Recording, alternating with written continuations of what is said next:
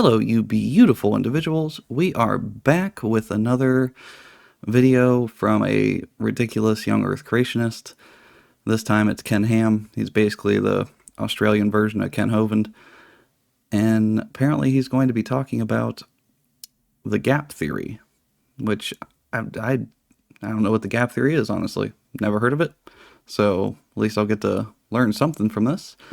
But yeah, usually these guys' shtick is, the world is about 6,000 years old, and and science and history is all wrong. This guy in particular has a building, whatever, called the Ark Encounter, where he built this massive, ark, like, reimagination thing that doubles as a quote-unquote museum. But to say a museum would imply that it actually, teaches some kind of factual knowledge in some way, shape, or form. And obviously it does not. It just lies to a bunch of people about the history of the world and science in general. So, yeah, let's jump right in. And of course, before we do, like, comment, subscribe, hit the bell for the ring-a-ling-ding-ding and all that good stuff. And let's jump right in. Back in the late 1700s, early 1800s, there were secularists, atheists primarily. Oh, those dirty atheists. How dare they do whatever he's about to claim they did. Some deists who rejected the Bible and rejected the flood of Noah's day, who said, how do we explain all the fossil layers that are laid down over the earth with all these dead things in them? Well, they weren't there to... Okay. So the fossil layers, which I'm presuming he's going to tie into, like most of these people do, that were all laid down rapidly from this great flood that overtook the entire planet, which, obviously that's ignorant because you have, literally have life forms that you can see evolve from very simplistic life forms to dinosaurs and then, certain mammals and everything beyond and in between.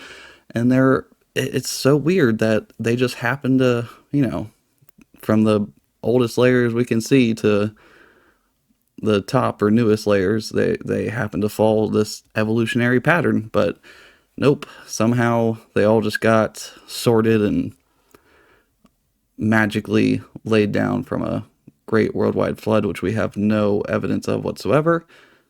And then, that's not to say, like, look, there's a bunch of, flood stories and myths from various religions and ancient texts, and I'm sure there were floods that were cataclysmic in those areas. Like, there most likely was. I mean, these stories didn't, they probably didn't come from nothing.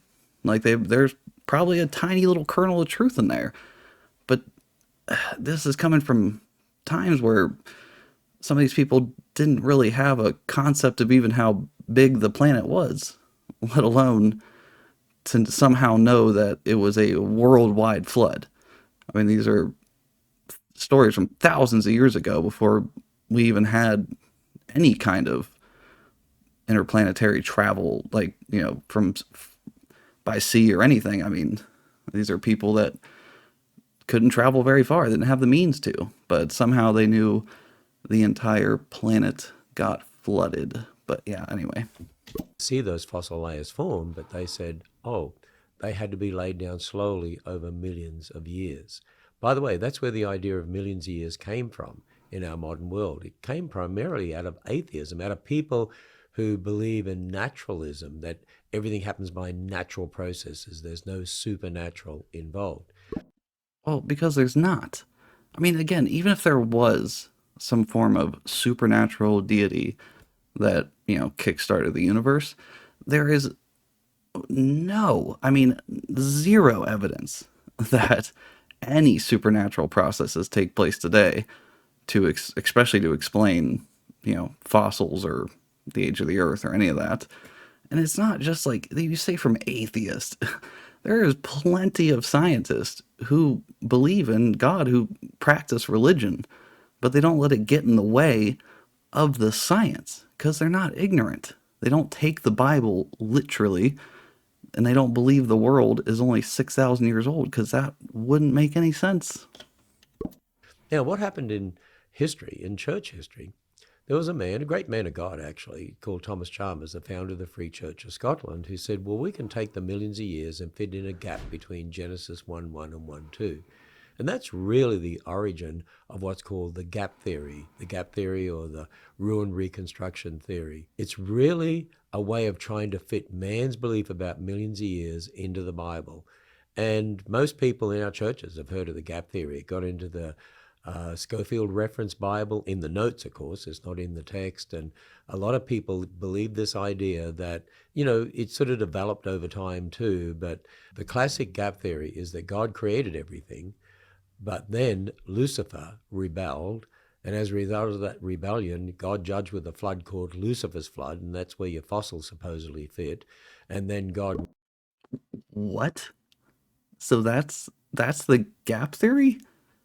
Look, if anyone, sometimes I get these, religious people that like to say things like, I need to find God, and I'm a horrible, evil person, blah blah blah. But if any religious savvy people that truly know the Bible, or well, really any religious texts that talk about these floods, but obviously the Bible in this case, because that's, I guess, where the gap theory comes from.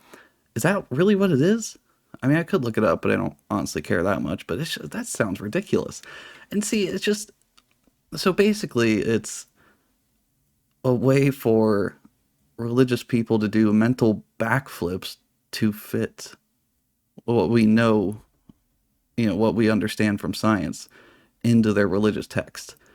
And, this alone, it just goes to show, like, religious text, religion in general, and science don't need and shouldn't try to combine. They, like, science shouldn't be used to explain the Bible, and the Bible definitely shouldn't be used to try to explain science, because you're just gonna have to do these crazy mental, exercises to make it work and spew a bunch of word salad.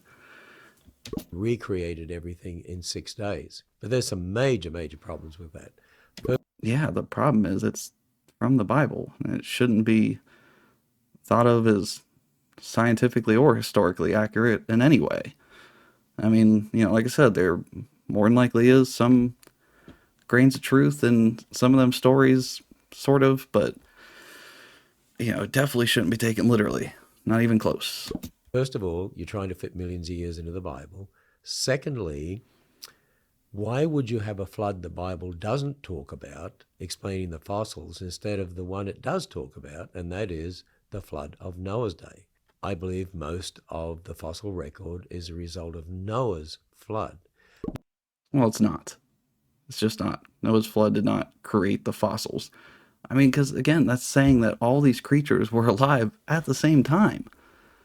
And then, so you had, humans side by side with dinosaurs, and all that side by side with the very first, creatures that we have evidence of alive on this planet.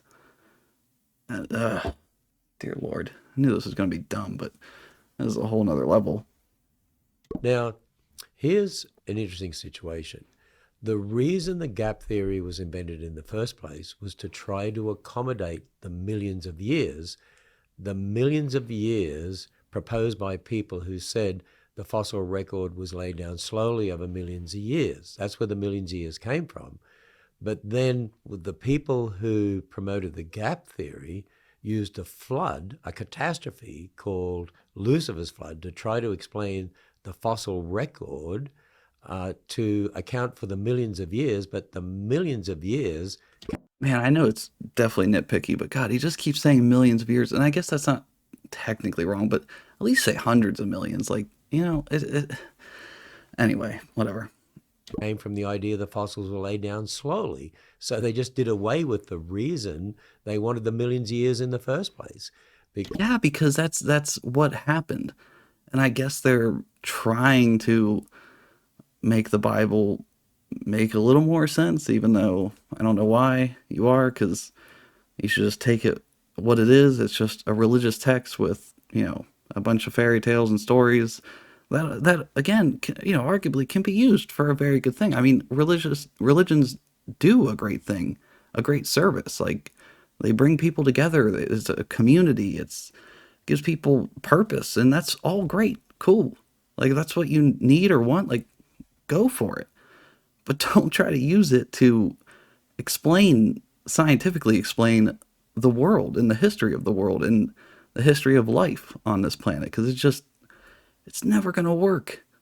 You're always going to have to just essentially spew this babble about nonsense and gap theories and Lucifer's flood and again, the reason all this makes even less sense, it's like, bro, your religion wasn't even first.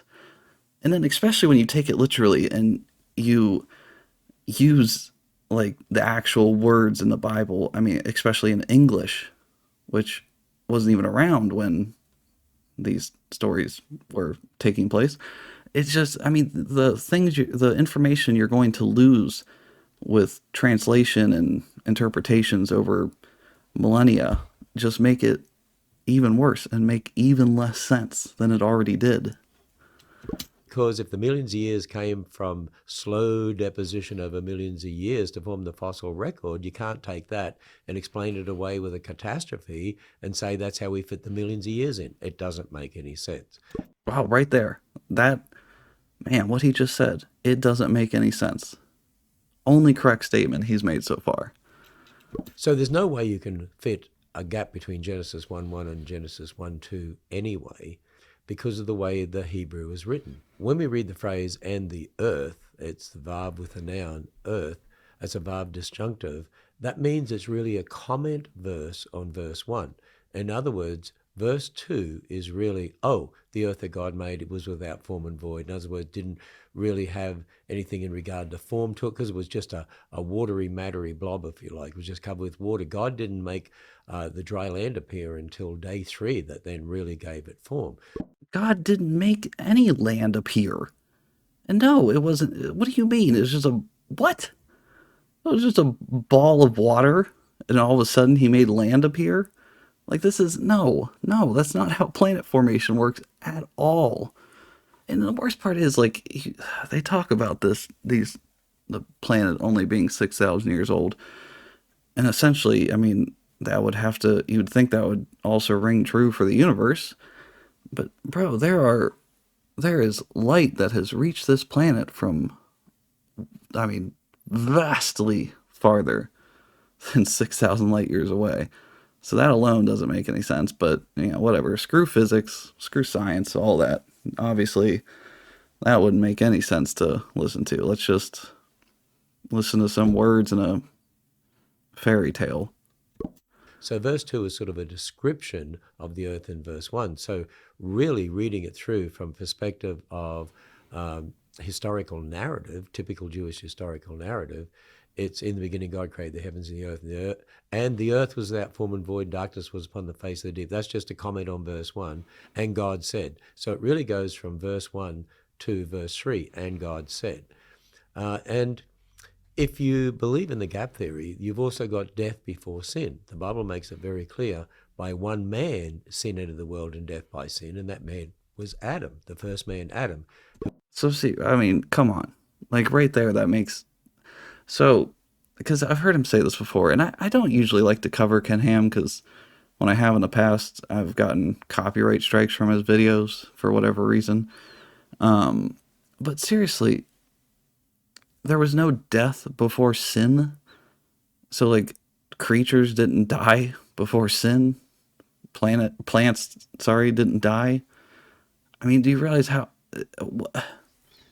again, so this has like all these creatures living at once, all this plant life alive at once, and that's not how it was. I mean, it's not how it was at all. Who was made on day 6. So you can't have all this death in the fossil record. The heck is this?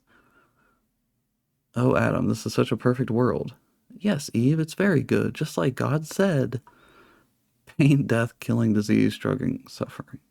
Oh my God, that's the fossil record. Oh man. I mean, seriously, this is just so like, and I love that so you show these animals. Okay, cool. So these animals were alive with Adam and Eve, but I mean, you're missing a lot here. Not even like I'm not expecting them to have every single animal in this portrayal, obviously, but like you're just missing types of animals. They don't have any dinosaurs. There's no woolly mammoths. You know, where's a saber-toothed tiger? There's some kind of tiger. And look, all of them are so happy and in love. And even though these guys right here are obviously carnivores, I mean, they couldn't. What they eat? There was no death. I mean, and what about birds? I mean, birds love like worms and bugs and stuff. And clearly, they can't eat because again, there's no death. I mean, heck, even vegetarians like they shouldn't be able to eat, right? I mean, plants are alive, and there's no death before sin. So what how is anything alive? How are these dudes alive? This Adam and Eve. What are they gonna eat? Everything they could eat is alive. Stupid. Record before sin. There's so many other problems with the gap theory as well. Yeah. The big problem, it's from the Bible. And you're trying to somehow make it make scientific or historical sense. Again, the gap theory was a way devised to try to accommodate millions of years into the Bible. And we need to give up the gap theory. And just one verse here to finish off with. There are many other inconsistencies I could point out. I mean, there's many inconsistencies in the Bible itself that you could point out, but like most people that, try to use the Bible literally at all, even a little bit, you nitpick verses and ignore ones that don't fit your theory. I mean, you guys do it with the actual Bibles themselves. You follow certain versions because old versions just don't cut it anymore, and I guess are somehow wrong, even though you would think the older the version, that would be the closer to quote unquote God's word. So you'd think the older ones would be more correct. But, well, I mean, whatever. I'm obviously crazy. In regard to the gap theory. But read Exodus 20, verse 11. Now, it's a basis of the fourth commandment. In 6 days, God made the heavens and the earth, which is Genesis 1:1, and the sea and all that in them is, which is the rest of Genesis 1, in 6 days, in 6 consecutive days. There's no room for a gap. In other words, in those 6 days, God made everything in 6. Yeah, but he didn't.